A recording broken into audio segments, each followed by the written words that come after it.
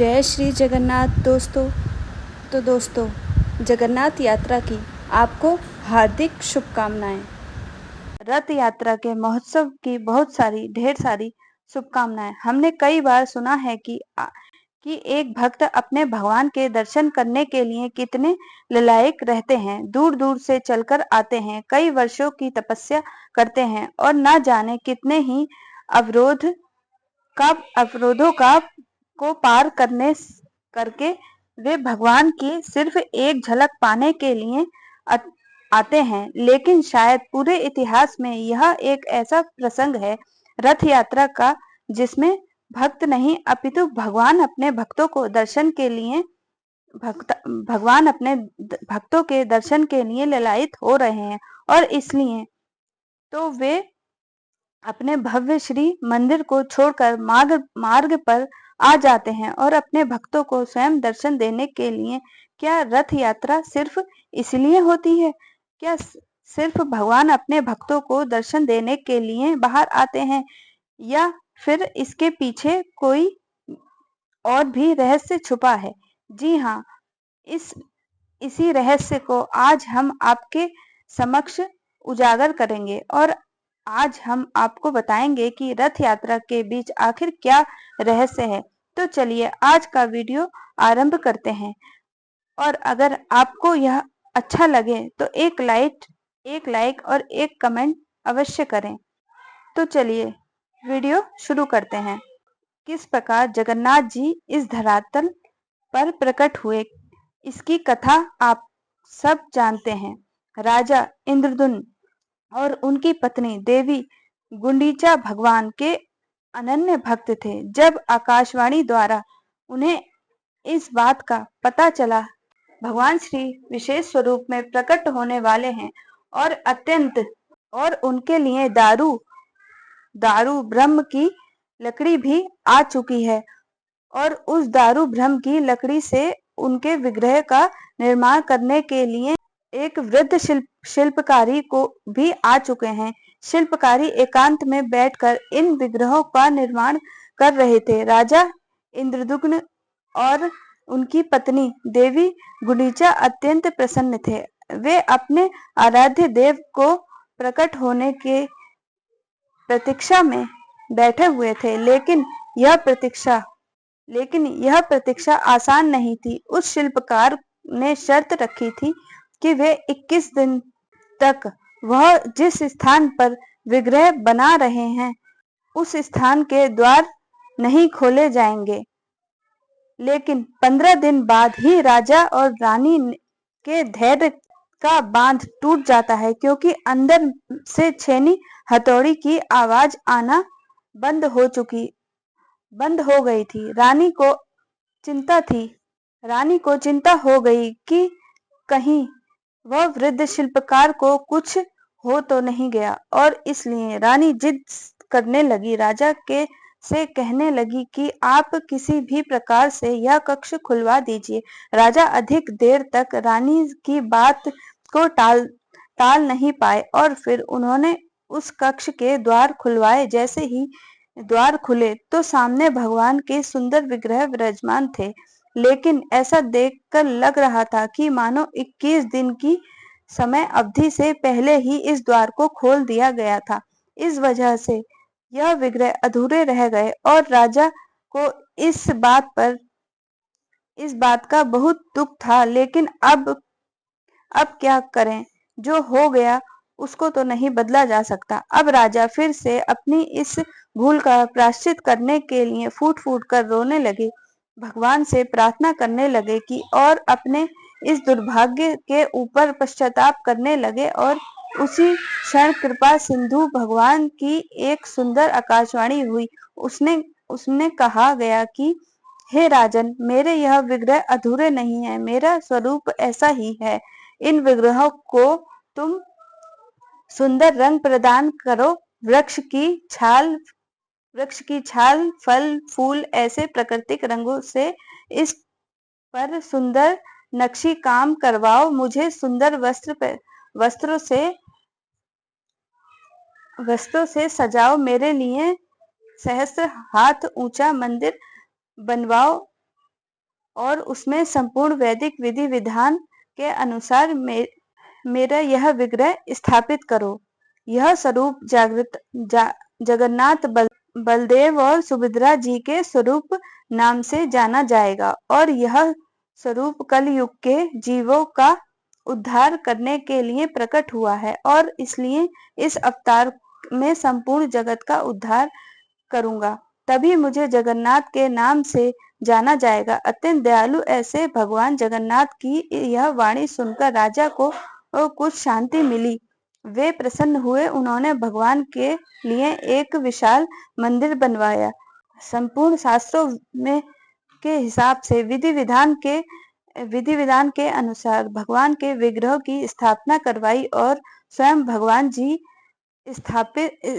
जी को स्थापित करने के लिए आए। आकाश से देवता गण पुष्प वर्षा करने लगे। चारों ओर नगाड़े और ढोल बज रहे थे। इस प्रकार भगवान जगन्नाथ अपने भाई बलदेव और बहन सुमित्रा जी के साथ उस स्थान पर प्रकट हुए।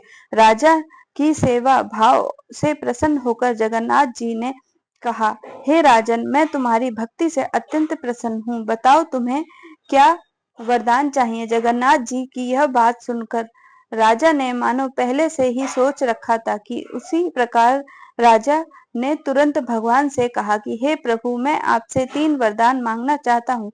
जगन्नाथ जी मुस्कुराने लगे और उन्होंने कहा कि राजन, मांगो। यह सुनकर राजा कहते हैं कि हे प्रभु, सबसे पहले मुझे यह वरदान दीजिए कि मेरे आने वाले समय में मेरी अपनी कोई संतान ना हो, क्योंकि अगर मेरा वंश आगे बढ़ेगा तो वह इस मंदिर पर अपनी सत्ता भी स्थापित करने का प्रयास करेगा और फिर आपके दर्शन सभी को नहीं हो पाएंगे।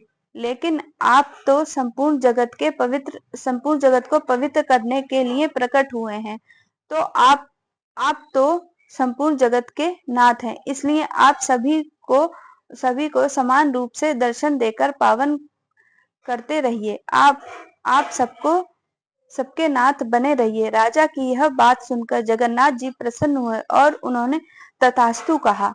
उसके बाद राजा ने दूसरा वरदान मांगते हुए कहा कि हे प्रभु, दूसरा वर मुझे आप यह दीजिए कि आप मेरा संपूर्ण दिन भोग स्वीकार करते रहें।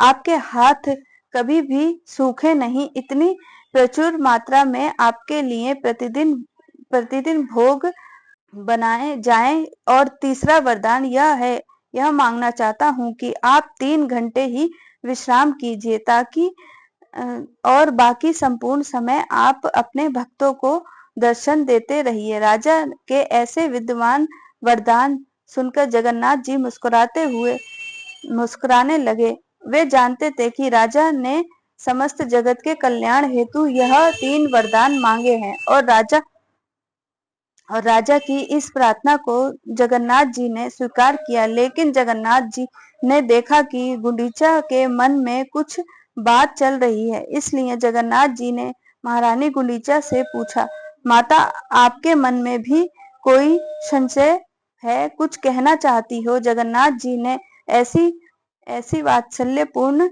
बात सुनकर रानी गुंडीचा ने कहा, हे प्रभु, आप तो जानते हैं कि हर स्त्री की इच्छा होती है कि उसकी कोई संतान हो, लेकिन क्योंकि अब मेरे पति देव ने ऐसा वरदान मांग लिया है, इसलिए अब मैं इस सौभाग्य से वंचित रह जाऊंगी। अब मेरा कोई पुत्र नहीं होने वाला है, तो मुझे मिलने के लिए आए और मृत्यु के बाद मेरा श्राद्ध करे, इस बात का खेद रहेगा। रानी गुंडीचा की इस बात को सुनकर अत्यंत मधुर और प्रेम पूर्वक शब्दों में जगन्नाथ जी कहते हैं, माता, आप चिंता मत करिए। आज और अभी से मैं और मेरे बड़े भैया बलदेव आपके पुत्र बनेंगे और एक संतान की तरह सभी कर्तव्यों का पालन करेंगे। और मैं आपको वचन देता हूँ कि हर वर्ष में एक समय हम तीनों भाई बहन आपके पास आपके घर आकर रहेंगे। प्रत्येक वर्ष हम आपका श्राद्ध भी करेंगे। और यह सुनकर महारानी गुंडीचा अत्यंत प्रसन्न हो गई और इस प्रकार राजा और रानी दोनों को वरदान देकर जगन्नाथ जी वहां से अंतर्ध्यान हो गए। महारानी को जगन्नाथ जी ने जो यह वचन दिया था, उसी वचन को पूरा करने के लिए प्रत्येक वर्ष भगवान जगन्नाथ, बलदेव जी, सुभद्रा मैया रथ यात्रा के माध्यम से गुंडीचा मंदिर में जाते हैं, जहां पर उनकी मौसी माँ यानी देवी गुंडीचा रहती हैं। और इस प्रकार जगन्नाथ जी जब यात्रा पर सबसे पहले अपने भक्तों को दर्शन देते हैं और दर्शन देते हुए अपनी मौसी माँ यानी गुंडीचा मंदिर में जाकर कुछ दिन समय व्यतीत करते हैं और इस प्रकार एक पुत्र कर्तव्य का पालन करते हैं। और तो यही रहस्य है कि प्रत्येक वर्ष जगन्नाथ जी की यात्रा क्यों निकाली जाती है। और इसके पीछे के जैसे कि हमने देखा कि कारण है, पहला तो अपने उन भक्तों को के पास स्वयं जाकर दर्शन देना चाहते हैं जो कि किसी कारणवश मंदिर में नहीं आ सकते और उनके दर्शन नहीं कर सकते। और उनसे पहले 15 दिन जब तक भगवान जगन्नाथ जी बीमार थे, तो उस समय भी वे अपने भक्तों को दर्शन नहीं दे पाए थे और इस कारण वे जगन्नाथ, बलदेव और सुभद्रा जी राजमार्ग पर चलकर रथों पर सवार होकर अपने भक्तों को दर्शन देते हैं और दर्शन देते हुए गुंडीचा मंदिर की तरफ प्रस्थान करते हैं और फिर वह वहां पर कुछ समय व्यतीत करते हैं। देवी गुंडीचा के साथ जब जगन्नाथ जी बीमार हो जाते हैं तो वे किसी को दर्शन नहीं देते हैं और फिर जब बीमार होकर ठीक होकर बाहर आते हैं तो फिर एक बार सुभद्रा जी उनसे कहती हैं कि भैया भैया बहुत दिन हो गए हैं, हम कहीं बाहर नहीं गए हैं, तो चलिए ना थोड़ा सा बाहर घूमकर आते हैं। तो जगन्नाथ जी कहते हैं, हाँ बहुत अच्छा विचार है, लेकिन सबसे पहले बलदेव जी की आज्ञा लेनी पड़ेगी। फिर दोनों भाई बहन पहुंच जाते हैं बड़े भैया के पास।